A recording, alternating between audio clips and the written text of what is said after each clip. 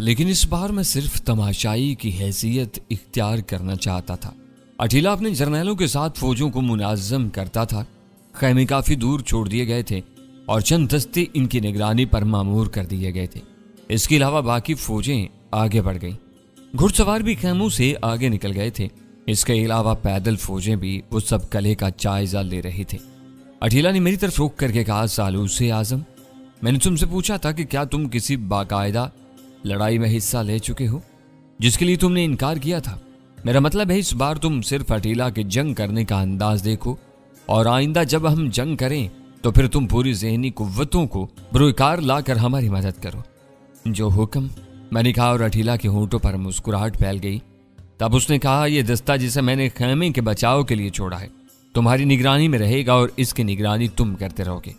हाँ, तुम होने वाली जंग में मुदाखलत नहीं करोगे। बेहतर है, मैंने जवाब दिया और मैं दिल ही दिल में खुश हो गया। यानी हुआ वही जो मैं चाहता था, क्योंकि मैं खुद भी बराह रास्त तराबीना के लोगों से जंग करने का शौकीन नहीं था। अब मुझे बिला वजह खून बहाना नहीं पड़ा था और इसके साथ ही मुझे मोहलत भी मिल गई थी। पर न मुझे अठीला के साथ जंग करके उसे फतेह दिलाने में ज्यादा खुशी ना होती। वो तो खुद ही जालिम या ताकतवर था, उसका साथ देना तो मजलूम के साथ नाइंसाफी थी। हाँ, अगर अठीला की जगह कोई मजलूम या कमजोर इंसान होता तो उसका साथ देना मेरे लिए बाइस फख्र होता और मुझे मुसर्रत भी महसूस होती। चुनांचे अब जो मुझे खामोश तमाशाई की हैसियत हासिल थी वो मेरे लिए बहुत दिलचस्प और दिलकश थी। चुनांचे मैंने खुशी से रुकने का इरादा कर लिया और अठीला जंगी कार्रवाइयों में मसरूफ हो गया। मैंने उसकी जंगी कार्रवाइयां देखने के लिए एक मुनासिब जगह का इंतखाब किया। वहां से मैं बहुत दूर देख सकता था। फिर अठीला की फौजों में तबले जंग बजा करने, नाकूस, ढोल और ऐसी बहुत सारी चीजों की मिली जुली आवाजों से मैदान जंग गूंज उठा। घुड़सवार दस्ते तेजी से कले की तरफ तोड़ने लगे। अठीला इनकी रहनुमाई कर रहा था और इसके चारों जनरल बरकरफ्तारी से उसका साथ दे रहे थे। कला की तरफ बिल्कुल खामोशी थी।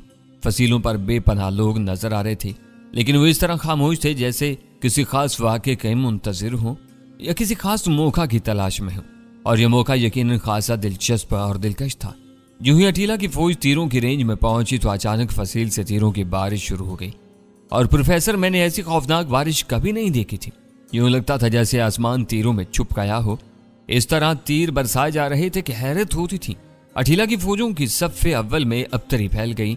बहुत से घोड़े जख्मी हो गए और अपने सवारों को गिराने के बाद वापस दौड़ पड़े। इस तरह अठीला की पहली कोशिश इंतहाई नाकाम साबित हुई थी। अठीला को रुकना पड़ा। वो शदीद मुदाफत का मुतवक्के नहीं था, इसलिए उसे हैरत ही हुई थी। वापस भागती हुई फौजों को उसने दोबारा मुनाज़्ज़म किया और फिर शायद कोई जंगी तजवीज़ सोचने लगा। मैंने देखा कि अठीला ने अपनी फौजों को काफ़ी पीछे हटा लिया था और पत्थर फेंकने वाली मंजनीकें आगे बढ़ा कर ले गया था। इन मंजनीकों की तादाद काफ़ी थी और इनके लिए बड़े बड़े पत्थर भी जमा किए गए थे। तो अब वो नज़दीक जाने की हिम्मत नहीं कर सकता। मैंने सोचा शाइका वालों की मुस्तादी और लड़ाई में महारत से मैं बहुत मुतासर हो रहा था। मंजनीकें सामने आ गई। फसील से अब भी थोड़े थोड़े फासले से पत्थर बरसाए जा रहे थे ताकि मंजनीकों को ज्यादा करीब आने से रोका जाए। अठीला ने इनका फासला इतना रखा था कि यहाँ पर मौजूद लोग तीरों की जद से महफूज रहे, लेकिन फिर भी कोई ना कोई तीर उन्हें लग जाता था। अठीला बहुत गुस्से में था और तलवार लहराता हुआ फुनकारता फिर रहा था। अचानक मंजनीकों ने अपना काम शुरू कर दिया। बड़े बड़े पत्थर फसील और दरवाजे की जानिब फेंक के जाने लगे, लेकिन मुझे बहुत जल्द अंदाजा हो गया कि अठीला की ये कोशिश भी नाकाम रहेगी। पत्थर इतने फासले से फेंके जा रहे थे कि तीरों से बचा जा सके, मगर यहाँ से पत्थर मुअस्सर साबित नहीं हो रहे थे। इनमें कुछ पत्थर फसील और दरवाजे पर जाकर लगते तो इस वक्त तक इनकी ताकत कम हो चुकी होती थी और अगर उन्हें नजदीक से फेंका जाता तब वो यकीनन कारामद साबित हो सकते थे। लेकिन नजदीक जाने का नतीजा शिकस्त थी और अठीला इससे अच्छी तरह वाकिफ था। उसकी हालत अजीब सी थी। वो किसी खूनखार भेड़िए की मानिंद इधर उधर चक्कर लगा रहा था और अपनी कोशिशों की नाकामी पर सख्त मुस्तरिब था और यही बेहतर था। मैंने दिल ही दिल में सोचा कि इसने मुझे यहाँ छोड़ दिया और मेरी जरूरत महसूस नहीं की। और मुझे इस बात की भी खुशी थी कि मैंने इस किस्म की जंगों में उसके सामने किसी महारत का इजहार नहीं किया, बल्कि उसके एक सवाल पर मैंने ये कह दिया था कि मुझे इस किस्म की जंगों का कोई तजर्बा नहीं है, वरना अठीला मुझसे जरूर मदद लेने की कोशिश करता और फिर खामखा तराबीना वालों पर मुसीबत नाज़िल हो जाती। मुझे तराबीना से कोई हमदर्दी नहीं थी, दुश्मनी की भी कोई माकूल वजह नहीं थी। मैं यही चाहता था कि वो अठीला के कहर का शिकार हो, लेकिन अगर इनकी किस्मत ही में सब कुछ था तो बात दूसरी थी। मैं इस सिलसिले में कुछ भी नहीं कर सकता था। जंग का नतीजा अठीला के हक में खराब जा रहा था। ऊपर से बरसने वाले तीरों ने अठीला के बहुत से लोगों को खत्म कर दिया था, जबकि अठीला अभी तक फसील या दरवाजे को कोई नुकसान नहीं पहुंचा सका था। इसके अलावा शाही का कोई फौज का एक आदमी तक जख्मी नहीं हो सका था। तब अठीला ने सूरत हाल का बखूबी अंदाजा किया और अपनी फौजों को पीछे हटा लिया। मंजनीकों से संगबारी रोकती गई। फौजों को पीछे हटाने के बाद शायद वो कोई नई तरकीब सोचना चाहता था। फौजें तीरों की जद से पीछे हटाई। शायद अठीला की जिंदगी में यह पहला वाकया था कि उसकी फौजें किसी वहां से पीछे हटी हूं। उसके चेहरे पर खून ही खून नजर आ रहा था। बज़ाहिर मुझे यहां से उसके चेहरे के मुकम्मल तासरात नजर नहीं आ रहे थे, लेकिन उसके अंदाज से यह पता चलता था कि वो किस कदर बेचैन और परेशान है। फौजों की कार्रवाई मुकम्मल तौर पर रोक दी गई थी। दूसरी तरफ से भी तीर बरसाने वालों ने हाथ रोक लिया था। जाहिर है बिलावजह अपने तीर जाया नहीं कर सकते थे। चंद लम्हात के लिए जंग रुक गई थी। मैंने अठीला को अपनी नजरों के सामने किया। यूं महसूस हो रहा था जैसे अठीला की समझ में ना रहा हो कि वो इस मसले से कैसे निमट सके। फौजें काफी पीछे हट आई थी। जिस जगह से वो हटी थी उस जगह बेशुमार लाशें बिखरी हुई थी। ये आदमी शाही का के आदमियों के हाथों हलाक हुए थे। इनकी तादाद देखकर मुझे काफी हैरत हुई, क्योंकि तीरों ने बड़ी तबाही फैलाई थी और जाहिर है इस वक्त अठीला जैसे खूनखार शख्स का रद्द-ए-अमल क्या हुआ होगा। मेरा ख्याल था कि थोड़ी देर के बाद अठीला कोई जंगी कार्रवाई करेगा, लेकिन अभी तक उसने कोई कार्रवाई नहीं की थी। सूरज नीचे उतरता जा रहा था। शाम हो गई और अठीला की फौजों में कोई खास तरतीब नजर न आई। न जाने वो क्या सोच रहा था। मैं इन मामलात को दिलचस्प निगाहों से देख रहा था। हालांकि मेरा ज़हन इस सिलसिले में काम कर रहा था। मैं सोच रहा था कि अगर अठीला अपने आदमियों को किले तक ले जाने की कोशिश करे तो इसके आदमी किस तरह वहां तक पहुंच सकते हैं। सूरज ढलान पर था जब अचानक अठीला की फौजों में फिर हरकत हुई, लेकिन इस बार एक दिलचस्प तमाशा निगाहों के सामने था। मैंने देखा कि एक आदमी एक बड़ी ढाल लिए हुए किले की जानिब तोड़ रहा है। ऊपर से तीरों की बारिश शुरू हो गई थी, लेकिन इस ढाल ने इस आदमी के पूरे जिस्म को छुपाया हुआ था। इसके दूसरे हाथ में एक चौड़ा कलहाड़ा था जिसे वह हिलाता हुए ले जा रहा था। वो ढाल को तीरों से बचाता हुआ दरवाजे के करीब पहुंच गया और अपने हाथ में पकड़ा हुआ कलहाड़ा दरवाजे पर फेंक दिया। मजबूत कलहाड़ा दरवाजे में पस्त हो गया। वो शख्स दरवाजे के ऐन नीचे रुक गया था। उसका रुकते ही एक दूसरा आदमी ढाल समेत बढ़ा और उसने भी वही हरकत की। उसने वो कलहाड़ा दरवाजे से कुछ ऊपर पवस्त कर दिया था और दरवाजे के नीचे पनाह ले ली थी। यहाँ से तीर कारआमद साबित नहीं हो रहे थे। फिर तकरीबन 15-16 आदमी इसी तरह से भागे और मैंने दिलचस्प निगाहों से उनकी इस कार्रवाई को देखा। बिलाशुबा प्रोफेसर, यह बड़ी दिलचस्प कार्रवाई थी। अठीला ने कलहाड़ियों का पुल तामीर कराया था। कलहाड़ियां दरवाजे में पवस्त थीं और इन पर चढ़कर कोई शख्स भी फसील के ऊपर तक पहुंच सकता था। एक तरह से यह हमाकत थी, क्योंकि इसके जरिए एक ही आदमी ही ऊपर जा सकता था और यूं ही एक शख्स की गर्दन उभरती शाइका के लोग इसको हलाक करते थे। इसलिए यह तरकीब मेरी समझ में नहीं आई थी कि इसका मकसद क्या था। बहरहाल मकसद कुछ भी हो, ये लोग नहायत दलेरी से काम ले रहे थे। शाइका के साथी एक लम्हा के लिए खामोश हो गए थे। वो किसी तरह आदमी पर तीर नहीं चला रहे थे, जैसे अंदाजा कर रहे हो कि आखिर इन लोगों का मकसद क्या है। फिर जब 25-30 आदमी फसील के नीचे जमा हो गए तो अचानक ऊपर से जलता हुआ तेल और आग इन लोगों पर फेंकी गई। प्रोफेसर, ये कार्रवाई बेहद खौफनाक थी। फसील के नीचे पनाह लेने वाले तीरों से निमट सकते थे, लेकिन तेल और आग इन लोगों के लिए बड़ी मोहलक थी। वो बुरी तरह इसकी जद में आकर हलाक होने लगे। जिधर भाग रहे थे उधर मौत उनका पीछा जरूर करती। गोया फसील वाले फसीलों के नीचे इन्हें जमा होते हुए देखना नहीं चाहते थे। आखिर इस तरह वो तमाम आदमी हलाक हो गए और अठीला को एक बार फिर नाकामी का मुंह देखना पड़ा। सूरज अब बिल्कुल छुप गया था। फिजा तारीक हो गई थी। इसके बाद तो जंग करना मुमकिन ही नहीं था। चुनांचे फौजें मजीद पीछे हट गई और शायद अठीला ने कयाम का हुक्म दे दिया। गोया इसके बाद इसका जंग जारी रखने का कोई इरादा नहीं था। बहरहाल अठीला को इस जंग में जितनी मुश्किलात पेश आ रही थी वो इनका बखूबी अंदाजा लगा रहा था। और मैं ये सोच रहा था कि कुछ भी हो, तराबीना का हुक्मरान ज़हीन आदमी है। वो लड़ाई के फन से अच्छी तरह वाकिफ है और ये भी मुमकिन है कि अठीला को यहाँ काफ़ी बड़ी कुर्बानियाँ देनी पड़े और ये भी मुमकिन है कि इस जंग में कामयाब ही ना हो सके। रात गहरी हो चुकी थी। फौजी अपनी कार्रवाइयों में मसरूफ हो गई। खाने पीने का बंदोबस्त होने लगा था। इसके अलावा जख्मियों की मरहम पट्टी शुरू कर दी गई। मैं अपने दस्ते के साथ सिर्फ जख्मियों की हिफाजत पर मामूर था और अपना फर्ज बखूबी अंजाम दे रहा था। रात का शायद दूसरा पहर था। मैंने अपने अक्क में कदमों की आवाज़ें सुनी। मैं जाग रहा था और जाहिर है मुझे इसमें कोई दिक्कत नहीं हो रही थी। मेरे साथ कोई दूसरे सिपाही भी पहरा दे रहे थे। इस वक्त मैं तनहा एक चट्टान के नज़दीक खड़ा हुआ था जब मैंने देखा मेरे नज़दीक आने वाली फरोशा थी। अठीला का वो तोहफा जिसे उसने मुझे बख्शा था। वो बकवास की माहिर थी। मैंने मुस्कुराकर उसकी जानिब देखा और फरोशा ने चेहरे पर अजीब से तासुरात पैदा कर लिए। क्या बात है? मैंने मुस्कुराकर उसे देखते हुए कहा। मैं तुम्हें याद हूँ? फरोशा ने नाज भर लहजे में कहा। हाँ याद तो हो, मैं तो समझी थी तुम मुझे भूल ही गए होगे। तुम इतनी बेवकूफ़ क्यों हो? क्या मतलब? इसमें बेवकूफ़ी की क्या बात है? कितना अरसा हो गया तुमने मेरी जानिब देखा तक नहीं। क्या तुम अठीला के कहर को आवाज़ देना चाहती हो? क्या तुम्हें इस बात का इल्म है कि वो हालते जंग में है और जब वो जंग कर रहा होता है तो वो खुद अपनी बीवियों और औरतों की जानिब मुतवज्जा नहीं होता और ना दूसरों को इस अंदाज में देखना पसंद करता है? क्या तुम्हें इस बात का इल्म है? हाँ ये दुरुस्त है, लेकिन इस वक्त अठीला कहाँ है? ये तो कोई बात नहीं है। इस वक्त वो नहीं है तो क्या? अगर तुम मेरे नज़दीक आई तो क्या उसकी इतला उसको ना होगी? ओह मेरा ख्याल है ये बात नहीं है सालूस आज़म। क्यों? लोग तुमसे बेहद मुतासिर हैं और कोई भी ये जुर्रत नहीं करेगा कि तुम्हारी शिकायत अठीला तक पहुँचाए। फिर भी फरोशा मैं खुद भी अठीला से मुखलिस हूँ। मैं नहीं चाहता कि मेरी कोई हरकत उसे बरफरोख्ता कर दे, गोया मैं तिश्ना चली जाऊँ। हाँ मैंने जवाब दिया और फरोशा एकदम से खामोश होगी। उसके चेहरे पर अजीबो गरीब तासरात नजर आ रहे थे। तब वो आहिस्ता कदमों से वापस चली गई। मेरे होंठों पर मुस्कुराहट फैल गई थी। वाह भाई वाह, किस खलूस से अठीला की हदायत पर अमल कर रहा हूँ। हालांकि इन तमाम बातों की जरूरत भी नहीं थी। फरोशा को यहाँ से कहीं ले जा भी नहीं सकता था, लेकिन अभी किसी भी हरकत को दिल नहीं चाहता था। और फिर ये रात का गालबन चौथा पैर था जब शोरो खूखा और हंगामा की आवाजें आना शुरू हो गई। मैं ताज्जुब से चौंक पड़ा था। न जाने क्या हुआ, मैंने सोचा और फिर एक ऊंची जगह पर पहुंच गया। वहां से मैंने एक अजीब दिलचस्प मंजर देखा। बेशुमार मछलियां दो तरफ से अठीला की फौजों पर हमला आवर हो रही थी। ये यकीनन शाइका के फौजी थे जिन्होंने किले से निकलकर शब खून मारा था। उन्होंने नहायत बर्क रफ्तारी से हमले जारी रखे और अठीला की फौजों को जबरदस्त नुकसान पहुंचा, क्योंकि अठीला के फौजी उसके लिए तैयार न थे। मैंने देखा कि मछलियां वापस किले की जानिब भाग रही हैं। अठीला के आदमी तैयारियां कर रहे थे। इन्होंने इनका ताक्कुब भी किया, लेकिन शाइका के लोग काफी दूर निकल चुके थे।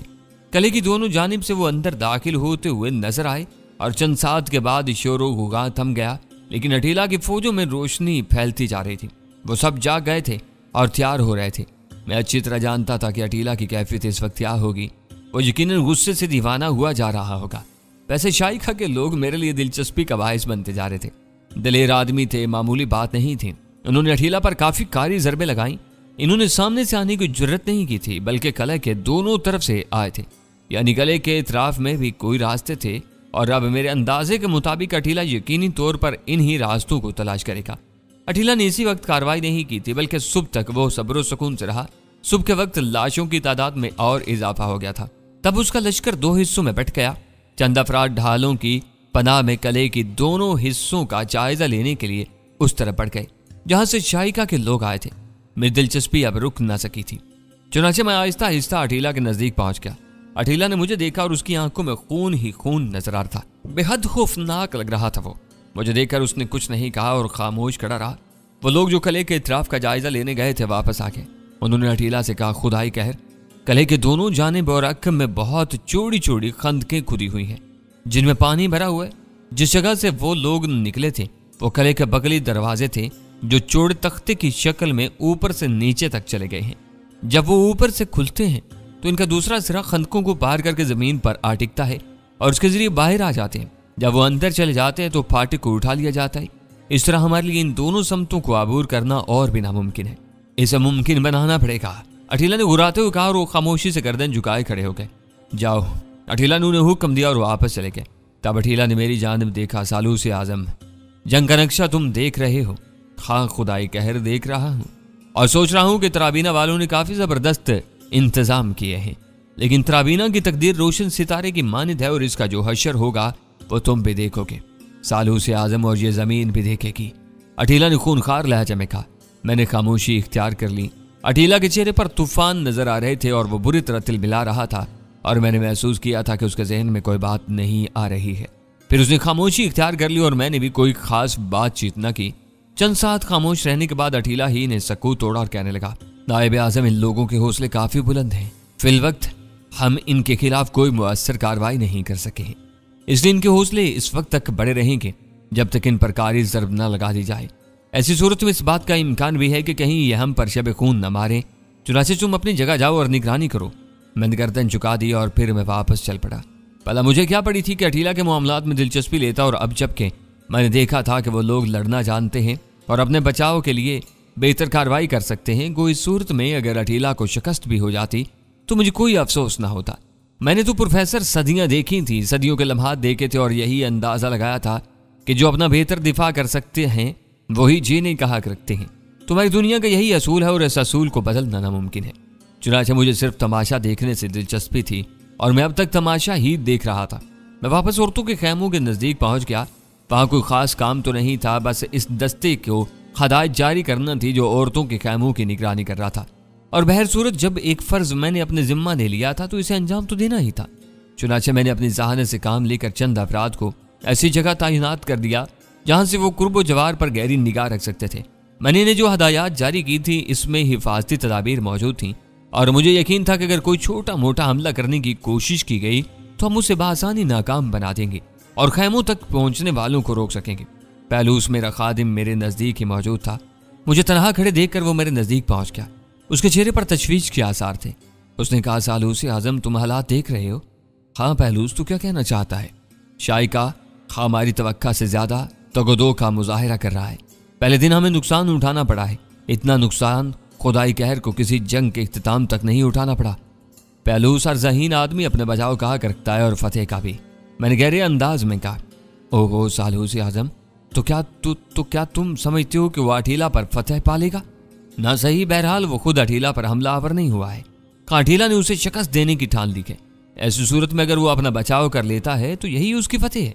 मेरे ख्याल में बहुत मुश्किल काम है, पहलूस ने कहा। क्यों? अठीला इस वक्त तक इसका पीछा नहीं छोड़ेगा जब तक कि उसे फना न करते। हाँ, इसकी सिर्फ एक ही सूरत है, मैंने कहा। क्या? पहलूस ने पूछा। अठीला फौजों को पीछे हटा ले और मुहासरा डालते। इस तरह वो इन लोगों को मजबूर कर सकता है कि वो बाहर निकलकर जंग करें और अठीला को इस बात का जरूर यकीन होगा कि शाइका कवालों ने बाहर निकलकर जंग की तो अठीला की फौजें इनको शिकस्त फाश देंगी। बेशक, लेकिन यह भी नहीं कहा जा सकता कि शाइका कितने अरसे तक कले में महसूर रह सकता है। ये बात भी उसकी सहानत पर है। पहलूस, किस तरह नायब आजम? पहलूस ने पूछा। इस तरह कि उसने अठीला से जंग करने के लिए किस किस्म के इंतजामात किए हैं, क्योंकि उससे पहले से इस बात का इल्म था कि अठीला से उसकी ठन गई है और वह जरूर इस पर हमलावर होगा। यकीनन नायब आजम, शाइका को पैगाम भेजा गया था कि वह अठीला की अतात कबूल कर ले, उसके परचम तले आ जाए, लेकिन उसने नहायत हकारत से इस पैगाम को टुकरा दिया और उसके बाद से उसने अपने बचाव का कोई बंदोबस्त नहीं किया। तो ये तो उसकी हमाकत होगी सालूस आजम। ठीक है पहलूस, देख लेते हैं क्या होता है। मैंने गहरी सांस लेकर कहा। वैसे एक बात पर मुझे ताज्जुब है सालूस आजम। क्या? मैंने पहलूस की शक्ल देखी। खुदाई कहर ने तुम्हें अपने मशवरों में शरीक नहीं किया? मैं नहीं समझा पहलूस, मैंने आहिस्ता से कहा। तुम इसके आम तरीन मशीर हो और मेरा ख्याल है कि अगर वो तुमसे मुतासर नहीं होता तो तुम इस ओहदे पर फायज नहीं करता। ऐसी सूरत में मुनासिब था कि अठीला तुमसे मशवरा लेता और फिर इस मशवरे के तहत काम करता, लेकिन उसने इससे कोई फर्क नहीं पड़ता पहलूस। मैंने पहलूस की बात काटते हुए कहा। क्या फर्क नहीं पड़ता सालूस आजम? पहलूस ने सवालिया अंदाज में मेरी जानिब देखा। पहलूस, अगर वो मेरी जरूरत महसूस करेगा तो मुझसे बात करेगा, मुझे उससे कोई गिला नहीं। बेशक, लेकिन मैं उसकी फितर से वाकिफ हूँ, पहलूस ने कहा। क्या मतलब? अगर वो कोई कारी ज़र्ब शाइका वालों पर लगा देता तो फिर वो बहुत खुश होता और इस वक्त वो इस ज़र्ब को मजीद मुअस्सर बनाने के लिए सबसे मशवरे करता, लेकिन अब बात उसकी अना तक आ गई है। ओहो, शाइका वालों ने जो हमला किया है, मेरा ख्याल है वो इसे बहुत मुतासर हुआ होगा। यकीनन होगा। अठीला की फौजों पर ऐसे हमले तकरीबन नामुमकिन तस्वुर किए जाते हैं। जो लोग इसे जानते हैं वो ये भी जानते हैं कि इसका नतीजा इन्हें कैसा भुगतना पड़ेगा। मैंने गहरी सांस ली। जाहिर है पहलूस अठीला की कुव्वत से बहुत मुतासर था और उसे बहुत कुछ समझना था, लेकिन मेरा ये रवैया नहीं था। मैंने सैकड़ों अदवार में देखा था कि कमजोरों ने ताकतवरों के छक्के छुड़ा दिए और ऐसी शानदार फतेह हासिल की जिसका ताकतवर तसव्वुर भी नहीं कर सकता था। चुनांचे इस वक्त तक मैं इन बातों का यकीन करने को तैयार नहीं होता जब तक सारे तमाशे अपनी आंख से न देख लेता। मेरी खामोशी बहुत ही मुनासिब थी। अगर अठीला मुझसे मशवरा लेता तो यकीनन वो मशवरे तारबीना वालों के खिलाफ चाहते। बहरहाल जो कुछ हुआ था बेहतर ही हुआ था। फिलहाल मैं औरतों का निगरान था और इस बात पर ही मसरूर था कि अगर अठीला को शिकस्त हुई तब भी मुझ पर कोई असर नहीं होगा, और अगर वो तराबीना को फतह कर लेता है तब मुझे ये अफसोस तो ना होगा कि मैंने ऐसे बहादुर लोगों पर कारी जर लगाने में अठीला को मदद दी है। दूसरी रात आ गई। अठीला न जाने किन कार्रवाइयों में मसरूफ रहा था। वैसे मैं इस खतरनाक इंसान के बारे में जानता था कि वो जो कुछ सोच रहा होगा बड़ी भयानक बात होगी, लेकिन वो मुझसे इतने फासले पर था कि मैं उसकी कार्रवाइयों से वाकिफ भी नहीं हो सकता था। मैं नहीं जानता था कि अठीला तराबीना पर क्या तबाही नाजिल करने के मंसूबे बना रहा है। बज़ाहिर यूं लगता था जैसे इस सिलसिले में अटीला को कोई रास्ता न मिल रहा हो और वो परेशान हो, मगर उससे मुझे क्या दिलचस्पी हो सकती थी। मैं अपने काम में मसरूफ था। अलबत्ता इन बातों का मैंने अभी तक खास ख्याल रखा था कि लड़कियों की कुर्बत कबूल ना की जाए। अटीला वैसे ही मुश्किल में था इस वक्त, और ज्यादा खतरनाक सूरत हाल हो सकती थी, क्योंकि वो खुद भी इस किस्म के वाक़े पर औरतों की तफरीहात पसंद नहीं करता था, और मैं नहीं चाहता था कि उसे किसी सिलसिले में बेजार किया जाए। लेकिन रात के आखिरी पहर को मैं क्या करता। मैं अपने साथियों की मुस्तैदी का जायजा लेकर वापस जा रहा था कि खैमे के अकब से किसी ने मेरी पुश्त पर हाथ रख दिया। मैं बर्क रफ्तारी से पलटा था।